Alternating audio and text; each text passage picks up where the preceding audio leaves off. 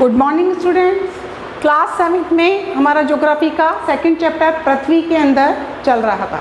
बच्चों, हमने आपको बताया था पृथ्वी में अनेक परतें पाई जाती हैं और साथ ही में हमने आपको शैल और खनिज के बारे में बताना शुरू किया था। हमने बताया था शैल और खनिज 3 प्रकार के होते हैं। पहला आग्नेय शैल, दूसरा अवसादी शैल और आज हम पढ़ने जा रहे हैं तीसरी शैल जिसका नाम है कायांतरित शैल। कायांतरित शैल क्या होती है? जो हमारी आग्नेय और अवसादी चट्टानें जो होती हैं, शैल होती है, ये पृथ्वी के अंदर जो उच्च ताप और दाब के कारण अपना रूप परिवर्तित कर लेती है और जिस रूप में ये दिखाई देती है उसे हम कहते हैं कौन सी चट्टान? कायांतरित शैल कहते हैं। क्या कहते हैं उसको हम? कायांतरित शैल। कायांतरित शैल के उदाहरण है जैसे चिकनी मिट्टी होती है, आपने देखा होगा स्लेट होती है, वो चिकनी होती है एकदम, तो चिकनी मिट्टी स्लेट के रूप ले लेती है, वो होती है कायांतरित चट्टान का एक उदाहरण। दूसरा होता है चूने का पत्थर। चूने का पत्थर आपने देखा होगा सफ़ेद, और वह रूप ले लेता है, किसका रूप परिवर्तित होता है? संगमरमर का। तो ये दोनों उदाहरण है किसके?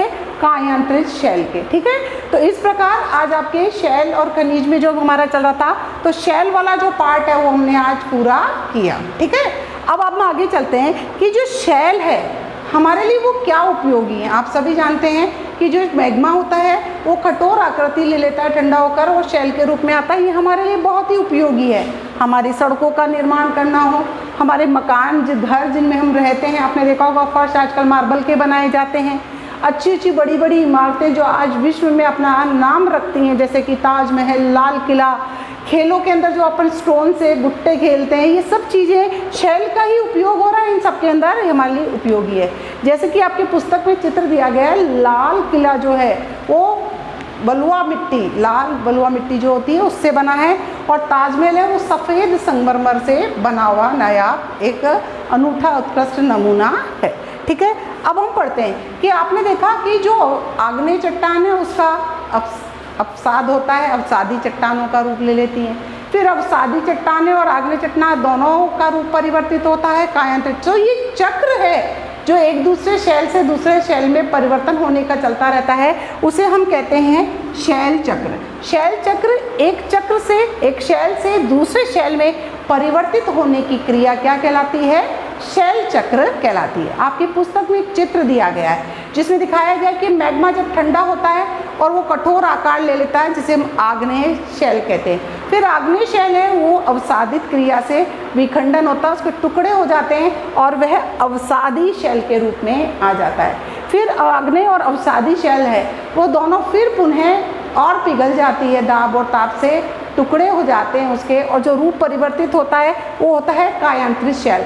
और फिर कायांतरित शैल पुनः पिघल जाती है और मैग्मा का, फिर वही मैग्मा पुनः ठंडा होता है और ये चक्र इस प्रकार से चलता रहता है। इसे हम कहते हैं शैल चक्र। ठीक है, अब आता है शैल का निर्माण करने। शैल का निर्माण है वो किससे होता है? खनिजों से। तो हमारा सेकंड पार्ट जो है खनिजों से होता है। खनिज क्या होते हैं? खनिज हमें प्राकृतिक रूप से पाए जाने वाले वे पदार्थ होते हैं जिनका अपना भौतिक गुणधर्म और रासायनिक मिश्रण होता है। ये हमारे लिए बहुत उपयोगी होते हैं। अनेक प्रकार के खनिज पदार्थों का उपयोग हम हमारे जीवन में, हमारे रोज़मर्रा के प्रतिदिन की दिनचर्या में हम करते रहते हैं। कुछ का प्रयोग हम ईंधन के रूप में करते हैं खनिज पदार्थों का, जैसे कोयला है, पेट्रोलियम है, हमारे गैस है।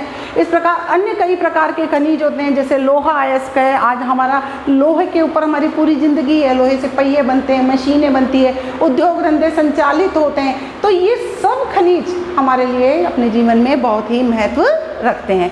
तो इस प्रकार आपका ये सेकंड चैप्टर आज पूरा होता है पृथ्वी के अंदर। इसके पीछे प्रश्न उत्तर दिए गए हैं। आप सभी उन प्रश्नों के उत्तर अपनी होमवर्क कॉपी में करेंगे और मुझे दिखाएंगे। प्रश्न उत्तर की मैं फ़ोटो खींच के आप लोगों को भेजूंगी, आप सभी उसका होमवर्क करें। थैंक यू बच्चों, खुश रहें, स्वस्थ रहें।